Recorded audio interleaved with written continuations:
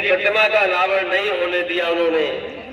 मैं उनके परिवार के पिताजी और परिवार के जितने भी सदस्य उनका आभारी हूँ कि आज जो शहीद को सम्मान देने का हमें मौका मिला है, हम समाजवादी लोग उनका हमेशा हमेशा आभारी रहेंगे।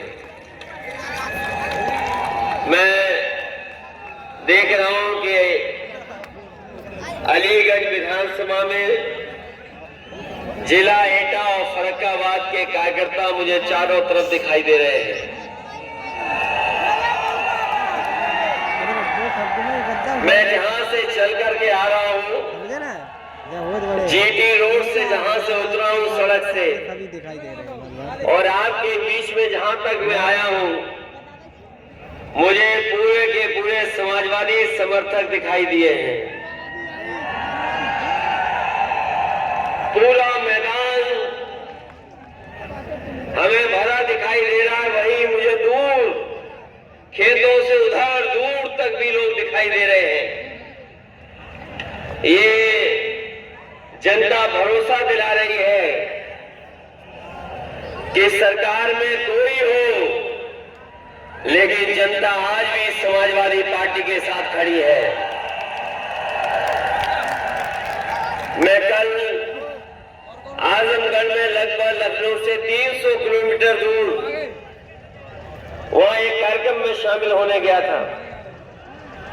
मेरा कल का कार्यक्रम और आज का कार्यक्रम दोनों हेलीकॉप्टर से थे, लेकिन मौसम ठीक न होने के कारण मैं आजमगढ़ में सड़क से जाने का मौका मिला। मुझे सड़क से मैं गया और यहाँ पर भी आपके बीच में सड़क से चलकर आया हूँ। 300 किलोमीटर जाना, 300 किलोमीटर आना और लगभग 300 किलोमीटर चल करके आपके बीच में पहुंच करके जो ये जन समर्थन दिखाई दे रहा है, इसने हम लोगों का मनोबल बढ़ाने का काम किया है। और अगर 1000 किलोमीटर चल करके यहाँ आए हो और चुनाव में 100 दिन बचे हो, 1000 किलोमीटर चल करके हम लोग आए हैं और चुनाव में केवल 100 दिन बचे हैं।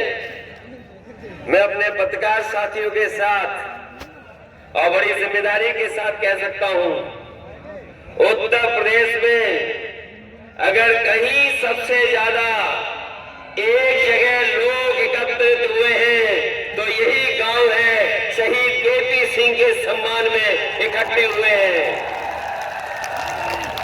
जहां तक देखिए सरी सर और लाल टोपी दिखाई दे रही हैं। जिस समय हम और आप यहां खड़े हैं, हमें और आपको देश की भी चिंता करनी चाहिए। और देश की चिंता इसलिए हो क्योंकि आज अगर हम किसी चीज को देखें तो हम तक आप तक सच्चाई नहीं पहुंच रही है। अभी आपने देखा होगा कुछ दिन पहले कश्मीर में अपने जवान शहीद हो गए। वो एम्बुश था, उन्हें जानकारी नहीं थी, हमारे जवान शहीद हो गए।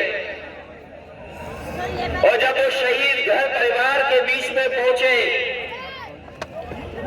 तो वहां पर ऑर्डर था कि जो कॉफिन खोला नहीं जाएगा, जिस डब्बे में उनका शहीदों का पार्थिव शरीर आया है, वो डब्बा नहीं खोला जाएगा।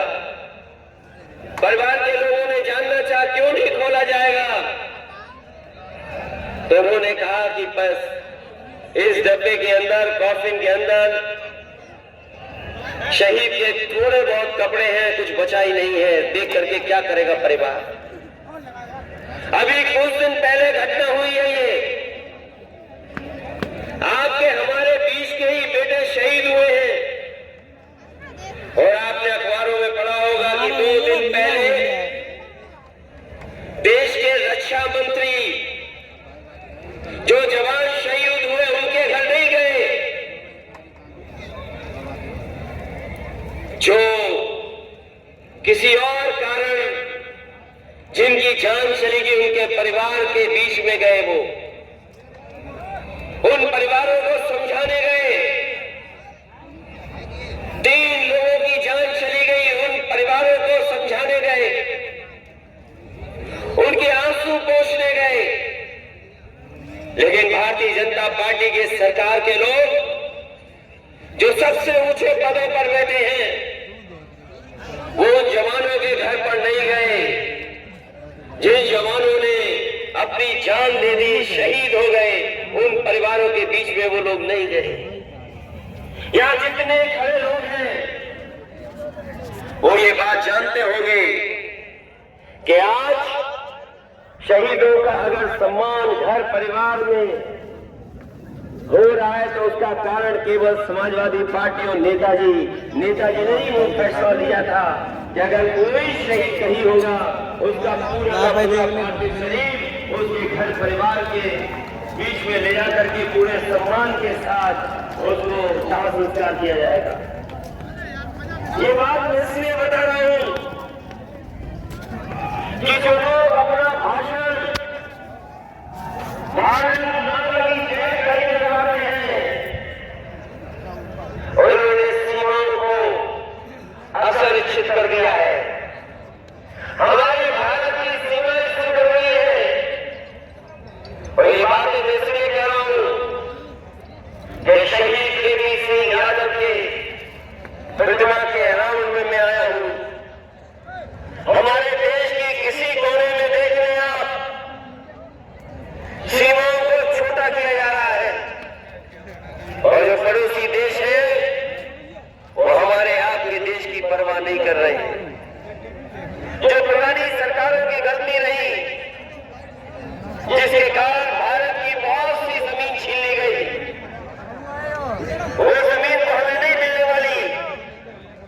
लेकिन हाल ही में आपने देखा होगा, लद्दाख में भी जो नजर थी, उसमें भी कहीं न कहीं जमीन को सिकुड़ने का काम किया और सरकार उस पर चुप है।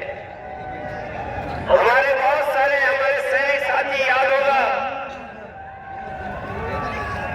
जो 1962 का चीन के साथ युद्ध हुआ था, उसमें अगर किसी ने सबसे ज्यादा रिजर्व की धरती पर अगर शहीद होकर के भारत की जमीन को, भारत की भूमि को बचाने का काम अगर किसी ने किया था, वो तो कुमाऊं रेजिमेंट थी। 114 जवान शहीद हो गए थे। आज वो भी जो मेमोरियल उनके याद में बना था, वो भी खतरे में है। और खतरे में इसलिए है कि पता नहीं वो भारत की जमीन पर रहेगा या पड़ोसी देश की जमीन पर रहेगा। ये सबसे बड़ा सवाल है।